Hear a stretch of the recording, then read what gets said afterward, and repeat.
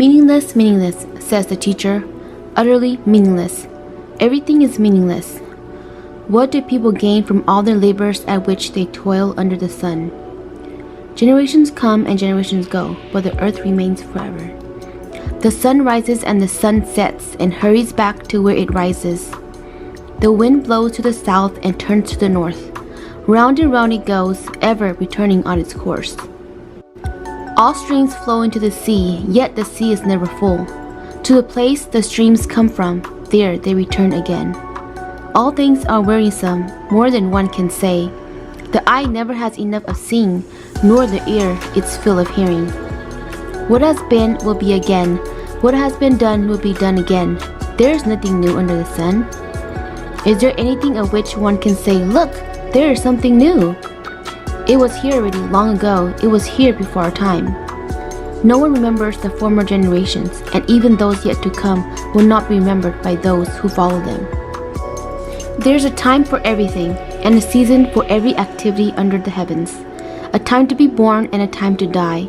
A time to plant and a time to uproot. A time to kill and a time to heal. A time to tear down and a time to build. A time to weep and a time to laugh. A time to mourn and a time to dance. A time to scatter stones and a time to gather them. A time to embrace and a time to refrain from embracing. A time to search and a time to give up. A time to keep and a time to throw away. A time to tear and a time to mend. A time to be silent and a time to speak.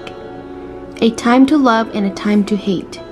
A time for war and a time for peace. What do workers gain from their toil? I have seen the burden God has laid on the human race. He has made everything beautiful in its time. He has also set eternity in the human heart. Yet no one can fathom what God has done from the beginning to end. I know that there is nothing better for people than to be happy and to do good while they live, that each of them may eat and drink and find satisfaction in all their toil. This is the gift of God. I know that everything God does will endure forever. Nothing can be added to it and nothing taken from it. God does it so that people will fear Him. Whatever is has already been, and what will be has been before, and God will call the past to account. Remember your Creator in the days of your youth, before the days of trouble come, and the years approach when you will say, "I find no pleasure in them."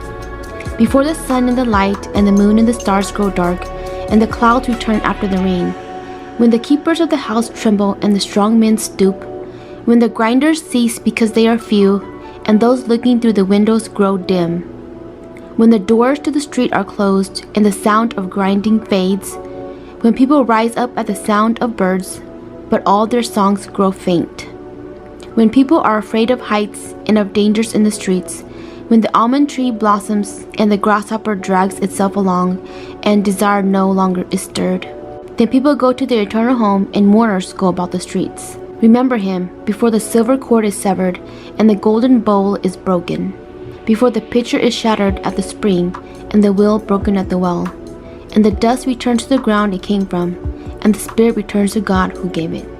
Now all has been heard. Here is the conclusion of the matter. Fear God and keep His commandments, for this is the duty of all mankind. For God will bring every deed into judgment, including every hidden thing, whether it is good or evil. For the grace of God has appeared that offers salvation to all people. It teaches us to say no to ungodliness and worldly passions and to live self-controlled, upright, and godly lives in this present age, while we wait for the blessed hope, the appearing of the glory of our great God and Savior, Jesus Christ, who gave Himself for us to redeem us from all wickedness and to purify for Himself a people that are His very own, eager to do what is good. The Lord is my shepherd, I lack nothing.